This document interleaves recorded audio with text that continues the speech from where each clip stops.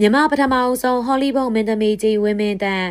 မြန်မာနိုင်ငံကနေဟောလိဝုဒ်ရုပ်ရှင်လောကထိရောက်ရှိခဲ့တဲ့ပထမအဆုံးမြန်မာအမျိုးသမီးဟာဘသူလဲလို့မေးမဲဆိုရင်တော့ဝင်းမင်းတန်းလို့ဖြေရမှာပါ။သူမဟာတာမန်မိန်းကလေးတစ်ယောက်ကနေကဘာကျော်မင်းသားဂရီဂိုရီဘတ်နဲ့တွဲဖက်သရုပ်ဆောင်ခဲ့တဲ့မြန်မာကောင်ဆောင်မင်းသမီးကြီးဖြစ်လာခဲ့ပါတယ်။တကားရဲရိုက်ပြီးတော့တကားရဲဟောလိဝုဒ်ဝင်သွားခဲ့တဲ့သူမလို့လေမြန်မာရုပ်ရှင်သမိုင်းမှာပြောစမှတ်တွေနဲ့မင်းသမီးကြီးဖြစ်လာခဲ့တာပါ။ဒါပေမဲ့လည်းသူမဟာအရီကာရိုက်ပြီးကလေးကရုပ်ရှင်လောကကနေအပီးတိုင်ထွက်ခွာသွားခဲ့တယ်လို့သိရပါတယ်။ဒါကြောင့်ဒီကနေ့ရဲ့ရွှေဘို channel ဗီဒီယိုမှာဆိုရင်တော့အောင်မြင်မှုတွေကိုခွန်အားချပြီးမြန်မာအမျိုးသမီးကောင်းပြီးသားခဲ့တဲ့ဝင်းမင်းတန်းအကြောင်းကိုတင်ဆက်ပေးသွားမှာပဲဖြစ်ပါတယ်။ဝင်းမင်းတန်းလို့ခေါ်တဲ့ဟယ်ဂါဂျွန်ဆန်ဟာဖခင်ကဩစတြေးလျလူမျိုးနဲ့မိခင်ကဗမာလူမျိုးကမွေးဖွားလာတာဖြစ်လို့ကာပြားတအုပ်ဖြစ်ပါတယ်။ပဲခူးမှာမွေးဖွားပြီးရန်ကုန်မှာကြီးပြင်းခဲ့တဲ့သူပါ။ဒုတိယကမ္ဘာစစ်အတွင်းဂျပန်နေမြန်မာနိုင်ငံကိုသိမ်းပိုက်တဲ့အချိန်မှာတော့သူမတို့မိသားစုဟာအိန္ဒိယကိုပြောင်းရွှေ့နေထိုင်ခဲ့ကြပါတယ်။14နှစ်မတိုင်ခင်ထိအိန္ဒိယကသီလရှင်လေးများကျောင်းမှာပညာသင်ခဲ့တာပါ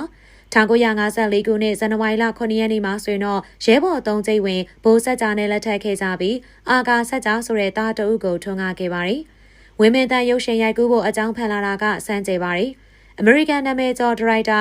Robert Parrish ရဲ့တငယ်ချင်းဟာဆိုရင်တော့ဝင်းမင်းတန်းရဲ့ဖခင်နဲ့လည်းတငယ်ချင်းဖြစ်ကမြန်မာနိုင်ငံကိုအလဲလာရင်းနဲ့ဝင်းမင်းတန်းရဲ့ပုံတွေကိုတွေ့သွားခဲ့တာပါ။ဖခင်စီယာခွင့်တောင်းပြီးဓာတ်ပုံတွေကို Robert Parrish စီကိုချက်ချင်းပေးပို့ခဲ့ရကနေရှောင်းလွှာတင်စီယာလူတွေ့စီယာမလိုဘဲနဲ့ခေါင်းဆောင်မင်းသမီးနေရာကိုချက်ချင်းရရှိခဲ့တာပါ။ The Purple Plane ဇာတ်ကားကိုသီရိလင်္ကာနိုင်ငံကရွာငယ်လေးတူရွာမှာရိုက်ကူးခဲ့ခြင်းဖြစ်ပါတယ်။အဲဒီမှာဆိုရင်တော့Gregory Peck နဲ့တွဲဖက်ရိုက်ကူးခဲ့တာပါ။ဝင်းမင်းတန်းကတော့မင်းသားကိုအနမ်းမခံလို့ရိုက်ကူးနေချိန်မှာတော့စက်တုံမျိုးအစိမ့်လိုက်ဝါစားပြီးအနမ်းကန်းကိုရှောင်ရှားခဲ့ပါတယ်။မူရင်းဝတ္ထုမှာပါတဲ့ရေချိုးကန်းတဲ့အဝတ်စားမလုံးတလုံးခန်းတွေများစွာကိုမြမအင်ဒရီနဲ့မညီဘူးဆိုပြီးတော့ခေါင်းပမာနဲ့ပဲအပြတ်အသတ်ညှင်းဆန်ခဲ့တာပါ။ရုပ်ရှင်ကြော်ညာအတွက်ရေကူးဝတ်စုံနဲ့ဓာတ်ပုံရိုက်ဖို့ကုမ္ပဏီကတောင်းဆိုတဲ့အခါမှာလေ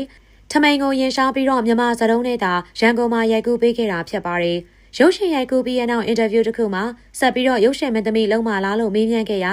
ကျမရုပ်ရှင်မင်းသမီးဆက်မလုပ်ချင်ပါဘူး။အမေရိကန်ရုပ်ရှင်ပညာသည်တို့ရဲ့ဘဝဟာတဘာဝမကျသလိုဟန်ဆောင်မှုတွေလည်းများလုံးပါတယ်။ဒီလိုပြပြသားသားဖြေကြားခဲ့တာဖြစ်ပါတယ်။ The Purple Plane ဇာတ်ကားဟာဆိုရင်လေ1955ခုနှစ်